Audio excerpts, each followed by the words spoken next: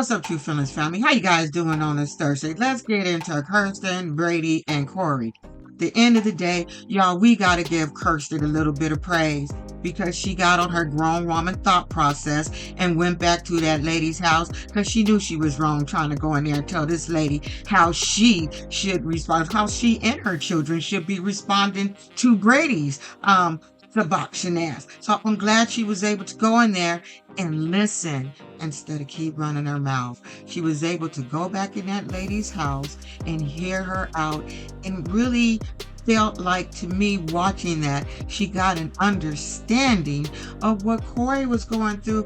Corey's like, girl, this boy ain't been a daddy to these kids 10 plus years. Granted, they were young. However, when he did have the kids, according to Corey, he stayed in the bathroom or gone because he was in his addiction, okay? His addiction got in the way then. It is getting in the way now. It is an issue. And you just can't, just because you the pappy, say, I want to come back and be a father. That alone, they're going to have to adjust to you. They don't know him like that. So I'm glad that Corey was able to tell her struggles. At this point, Corey's like, we've been doing fine without her. As you can see, she got a nice home. She's a nurse. I don't know what level of nursing she's in, but she's doing okay. And she can support those kids all by herself. She's been doing it by herself. And I'm sick of Kirsten. Well, I'm struggling too. But you took on that struggle, Kirsten.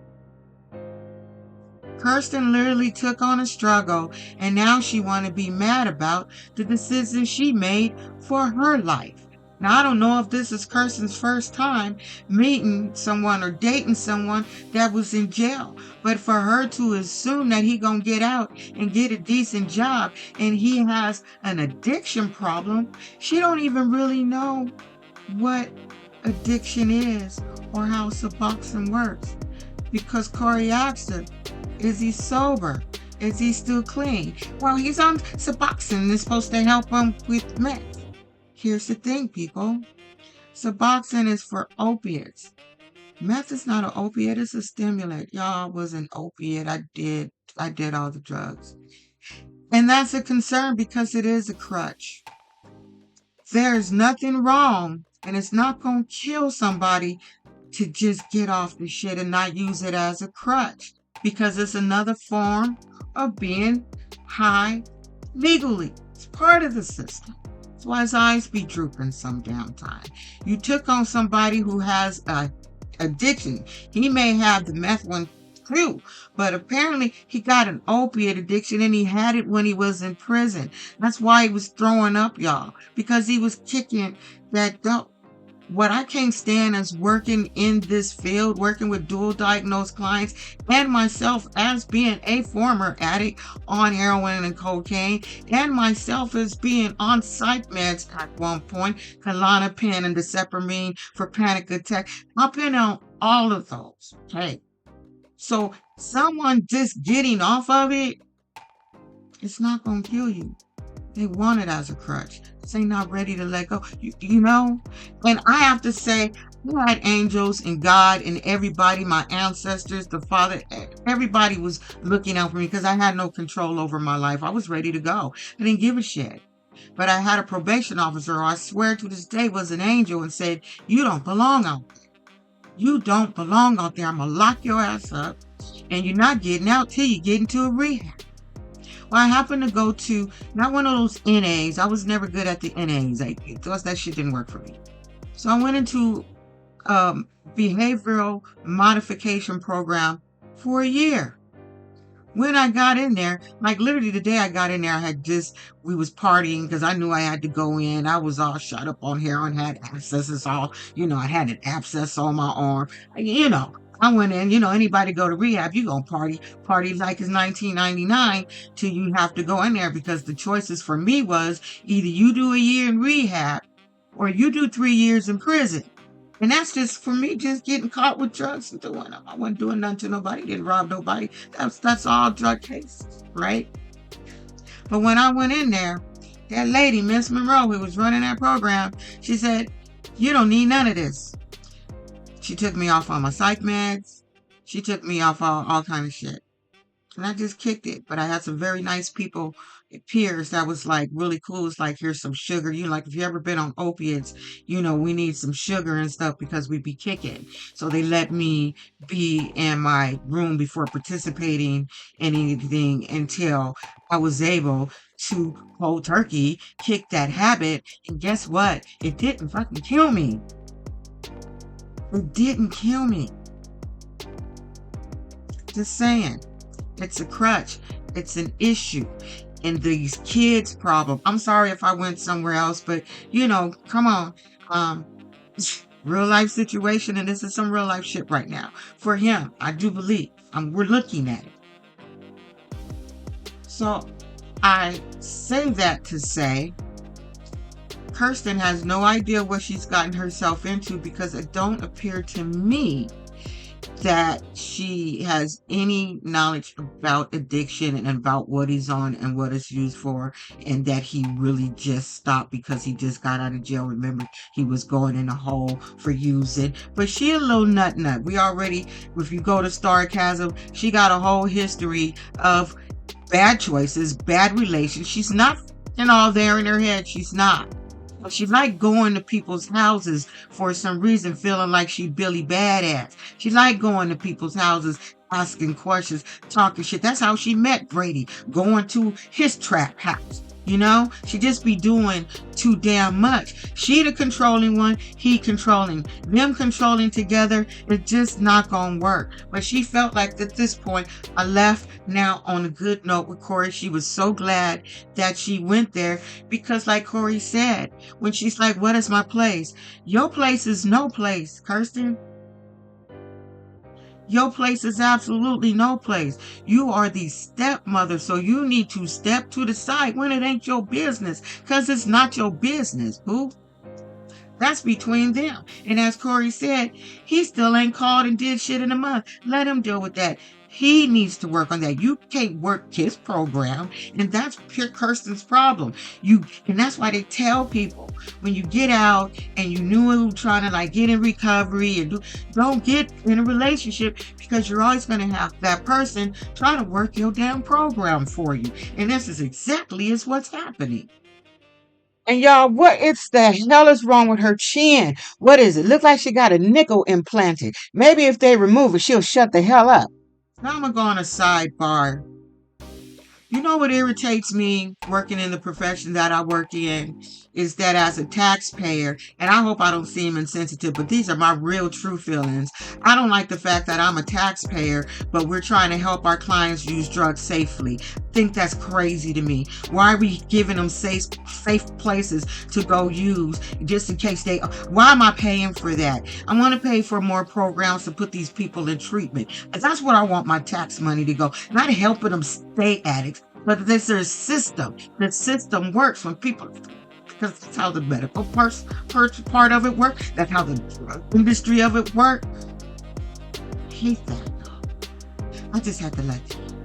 So, although Kirsten feel like all their problems are resolved, Corey is still a little feeling some kind of way that this broad had enough nerve to come to her house and speak on his behalf about him not being a father to his kids, trying to tell her he deserved that when he ain't been around. I don't know if you guys can hear some background now. They're doing some construction. They're building a whole nother house or something across, so these trucks are passing. So Corey, she called old boy and said, hey, your wife just left here trying to do your damn dirty work. And he's like, what you mean doing my dirty work? I didn't tell her ass to come over there. In fact, I told her not to bring her ass over there and messing with you, start no shit in the first damn place. And he pissed off. He says, I don't know why this woman won't listen to me. I am the man and she is the woman, and she is supposed to listen to what I'm supposed to do. Sir, you ain't putting in on nothing, so ain't nobody gonna listen to shit you got to say at this point. So you just get that shit out of your damn head.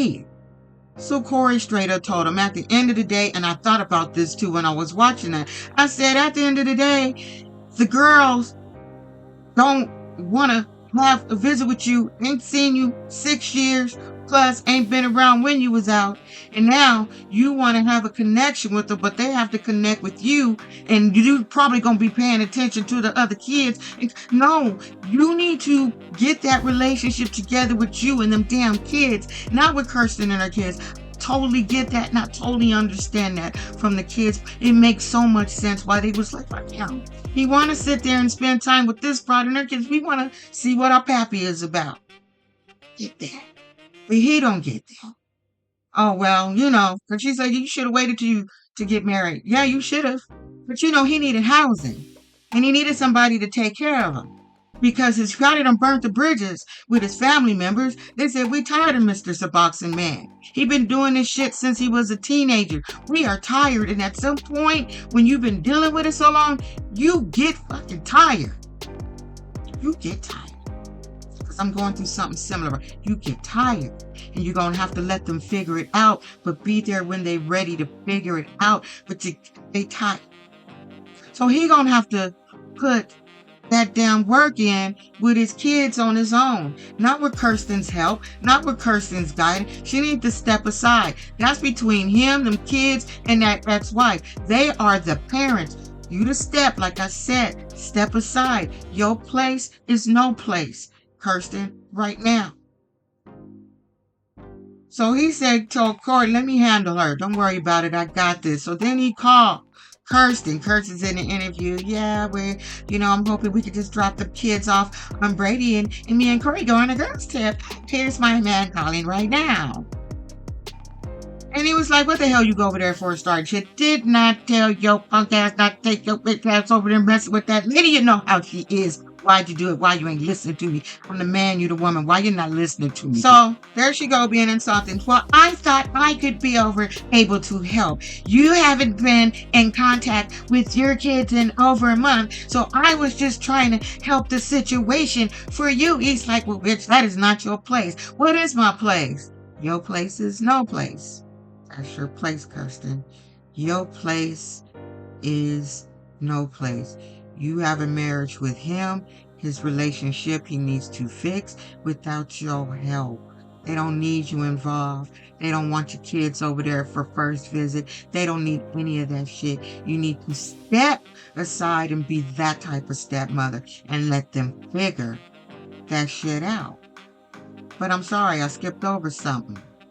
Corey asked him, how you doing? I heard you're on Suboxone. And you think you're going to be able to finally get off of that because it is a crutch. You think you're going to be able to be sober without it. He paused. He don't know. Because he's going to have all these issues with trying to mend a relationship with teenage girls, trying to get a job, trying to deal with the wife, trying to deal with child support. There's so many things that come at you when you I'm going to tell you, all these things came at me after I got sober. I had to deal with child support. I had to deal with mending relationship with my kids. I had to deal with a whole lot of things, and I had to stay sober doing all of that. And you know what the fuck I did? Because I was done. You need to do a year away from people and problems in order to get your shit together. You need that. If you don't, drug, that addiction, that's some serious shit. I look at it every day. And I think that's why God placed me in the position and the job that I am. Because I definitely have a level of understanding. I'm definitely going to catch the bullshit when I see it very easily. I'm like, they ain't even good at it no more. I said, these people who think they got game so weak, they got shit going on, man. I'm like, these new booties ain't shit when it comes to the game, whatever. Anyway, that's it. That's all, y'all. I'll see y'all with something else later on. Thanks for showing up when I show up. And if you new and just subscribe to me, thank you. And if you stay, bless you. Bye, y'all. Don't be an asshole.